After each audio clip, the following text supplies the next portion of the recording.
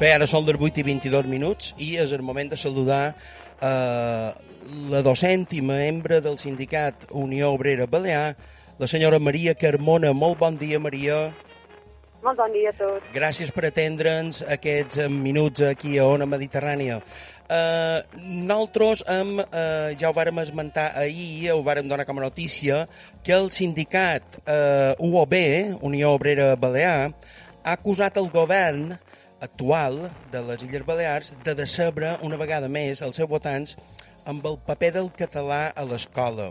Jo, perquè els nostres oients mos puguin seguir en aquest comunicat de premsa que va fer la UOB, m'agradaria pautar una mica, anar pautant aquest comunicat de tal manera que puguem esbrinar tots aquests conceptes i totes aquestes propostes que fa la UOB. El sindicat acusa el govern de decebre una vegada més els seus votants justament per mantenir aquest decret de mínims que ja se va aprovar el 1997, sense fer cap passa agosarada per incloure el català com a llengua 100% vehicular a l'escola. Per què no s'adonen aquestes passes agosarades, Maria? La veritat és que ho desconeixem, perquè un govern de progrés hauria de donar aquestes passes. Hauria de fer que aquestes dades que tenim sobre el català fossin unes dades millors. Tenim un 45,3% dels alumnes amb un nivell molt baix o molt baix d'expressió oral en català i cada vegada menys les proves de selectivitat se fan en català, cada any davalla. A més de tenir dificultats per cobrir classes de llengua i literatura catalanes. Vull dir, és una situació molt preocupant.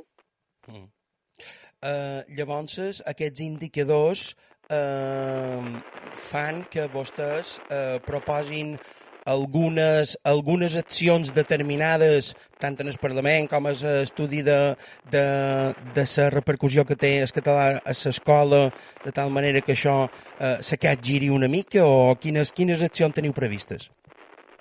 Sí, nosaltres ja hem demanat a la Conselleria d'Educació, Universitat i Recerca que prengui una sèrie de mesures.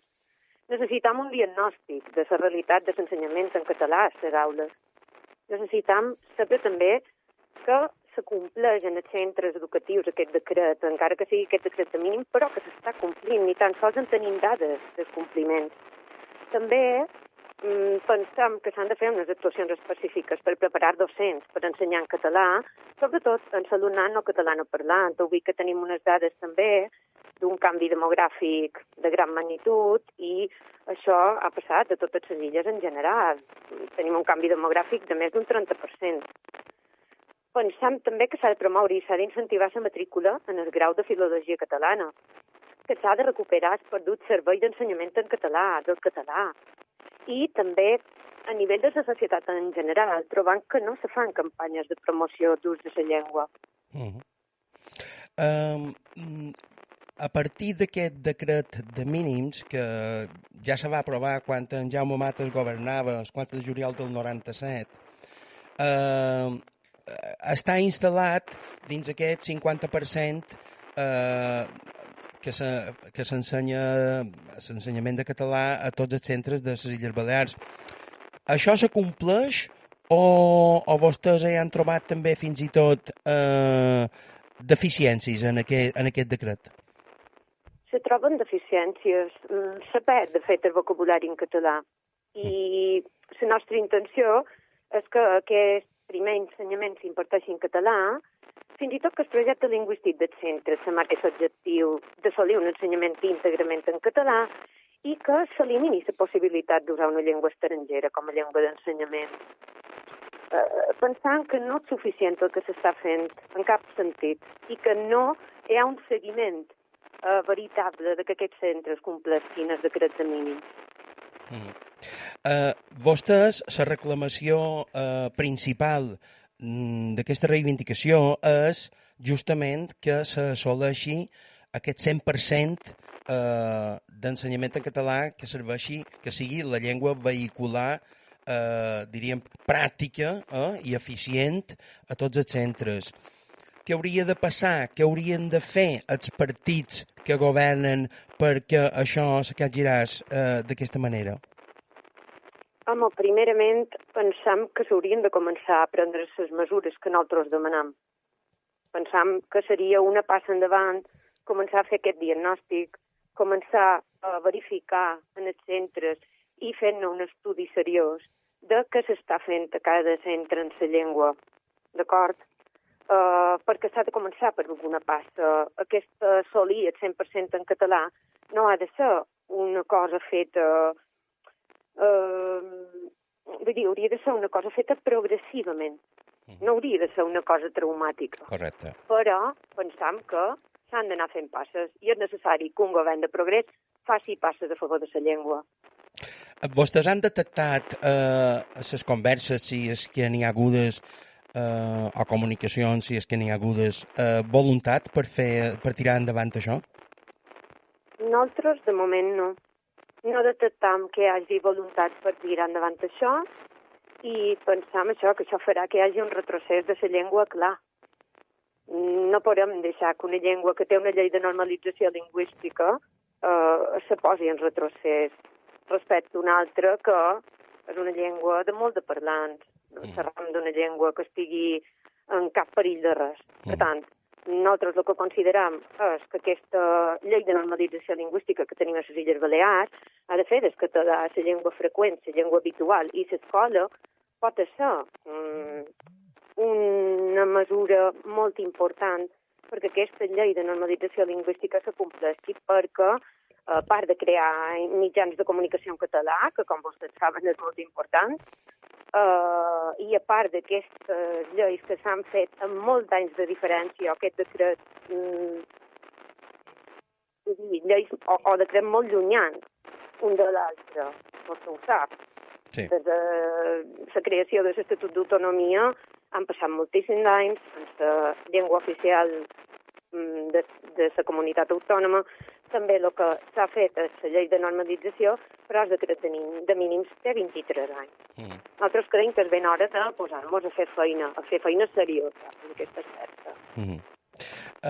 Hi ha una sèrie de fets objectius que fan que aquesta guàrdia no se pugui baixar la guàrdia respecte d'aquest compliment de la llengua vehicular.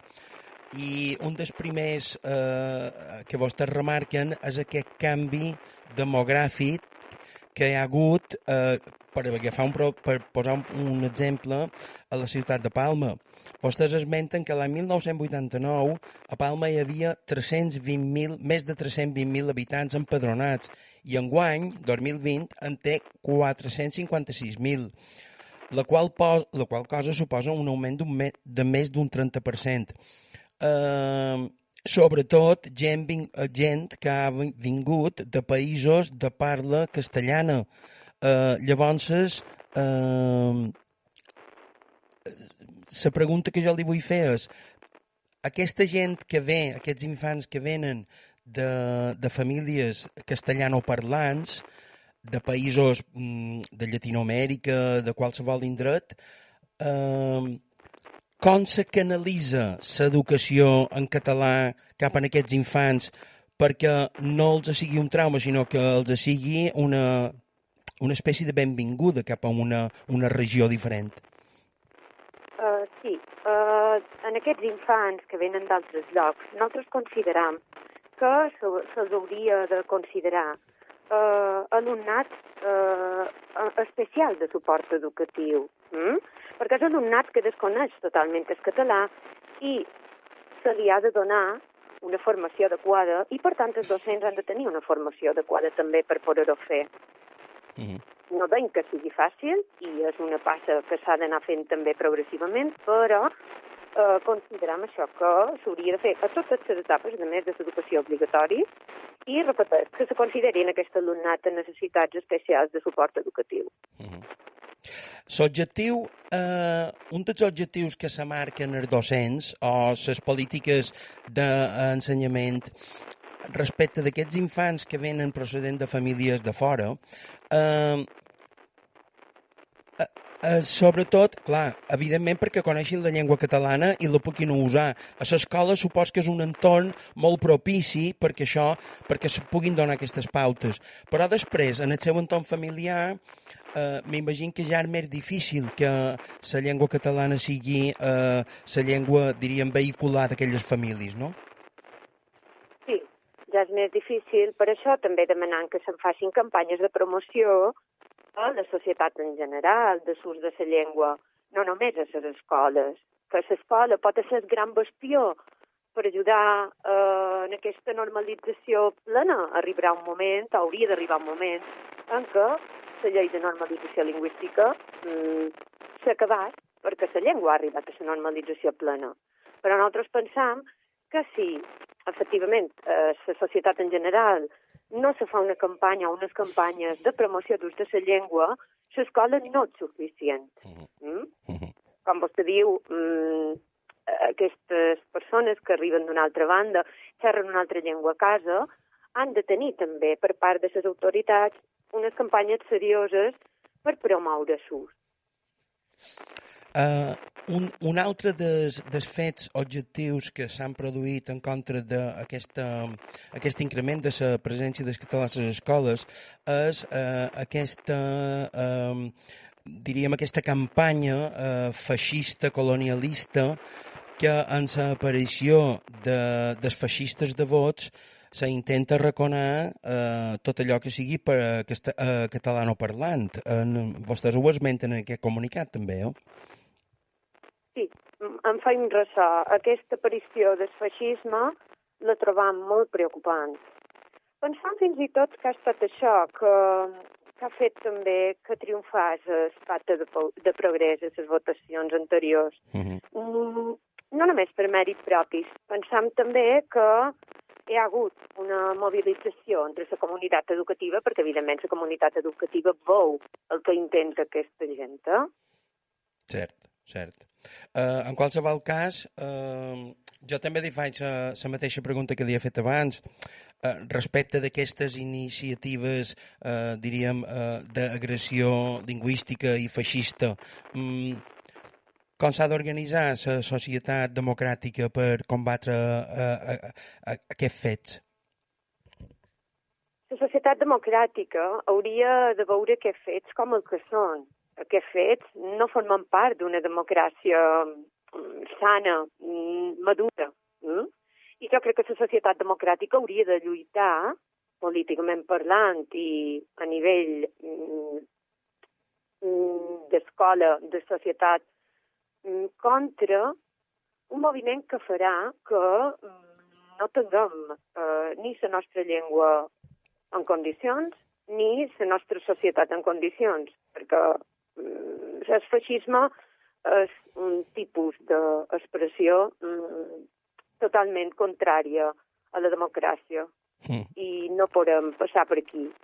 Considero que ens hem d'organitzar a tots els nivells i ens hem d'ajuntar tota la societat en general contra el feixisme. Jo, per acabar, Maria Carmona, en aquest comunicat vostès recorden que en el seu moment hi va haver aquella gran mobilització de la societat mallorquina i de les Illes Balears, en concret, per més de 100.000 persones se van mobilitzar a totes les illes per tal de defensar la llengua catalana als centres educatius. El govern Bauzá, en conseqüència, a les properes eleccions va caure. Això és un avís per navegants? Pot ser un avís per navegants, perfectament. Ho dic perquè com que ho esmenten en el comunicat, dic, alerta, que ho poden tornar a fer una altra vegada, eh? Sí, clar, ens trobam amb un govern, un suposat govern de progrés, de pacte de progrés, sí.